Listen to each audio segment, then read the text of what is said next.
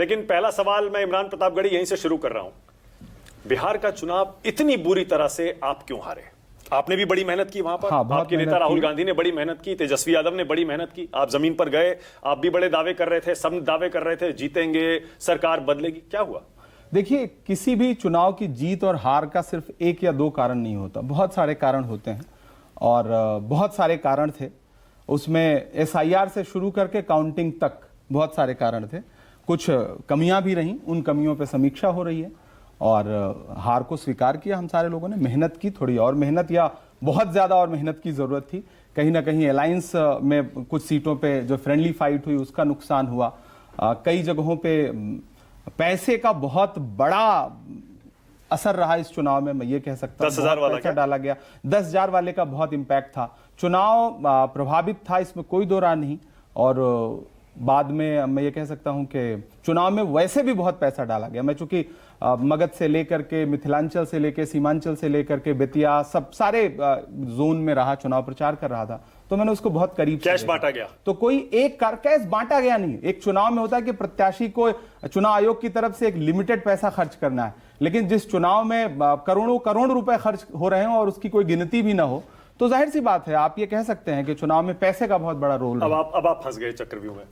फंसाइए। आप ऐसे फंस गए कि आपने देखिए बहुत ईमानदारी से अपना विश्लेषण दे दिया कि बिहार चुनाव इसलिए हारे, गलत अलायंस हो गए, पैसा बांट दिया गया, पैसा बहुत खर्च कर दिया गया। आपने वोट चोरी का जिक्र नहीं किया। नहीं, आपके नेता वोट चोरी कर रहे हैं कि हम वोट चोरी से बिहार हार गए। आप ईमानदारी से अपने विश्लेषण में बाकी कारण मैंने एसआईआर से काउंटिंग तक की बात की, तो कहां से शुरू किया मैंने?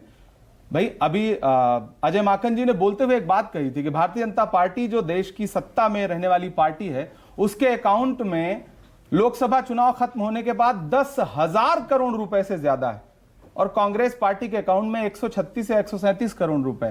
तो ये 99 वर्सेज 1% की लड़ाई है। तो पैसे का इंपैक्ट कितना बड़ा है, आप उसका विश्लेषण करिए तो समझ में आएगा। वोट चोरी नहीं हुई ना? 10,000 वोट चोरी तो नहीं हुई ना? नहीं, पैसे से और क्या होता है? 10,000 रुपए बेईमानी धांधली तो नहीं हुई ना? भाई चुनाव से जीतन राम मांझी का बयान नहीं सुना क्या आपने?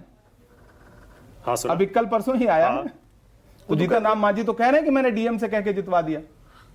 वो तो कहते हैं परपेटेड है उनका वीडियो। हाँ, वो तो बाद में सब यही कहते हैं। आजकल तो एआई पे डाल दो कि डीप फेक है। वोट चोरी होती है क्या इमरान? मुझे लगता है भेजा जाए हैदराबाद वाइस सैंपल के लिए, वीडियो की जांच कराई जाए, दूध का दूध पानी का पानी हो जाएगा। वोट चोरी होती है तो कैसे होती है? बिल्कुल होती है। देखिए, उसके लिए चुनाव आयोग, राहुल जी ने तो बाकायदा प्रेस कॉन्फ्रेंस करके बता दिया कैसे होती है।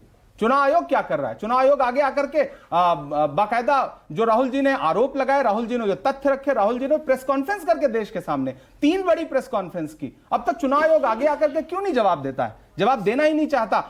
चुनाव आयोग से ज्यादा भाजपा के नेता जवाब देना शुरू कर देते हैं। गृह मंत्री जी देश की संसद में जिस तरह से धमकी भरी भाषा में बोल रहे थे, उससे पता चलता है कि आप चुनाव आयोग को बचाने के लिए, चुनाव आयोग को सेव करने की बात कर रहे हैं। चुनाव आयोग सामने आए ना, उस पर से भरोसा टूट रहा है लोगों का। होती है या नहीं होती है, आप इसको क्लियर करिए, देश के सामने बताइए। आपने अच्छा किया संसद का जिक्र कर दिया। विनोद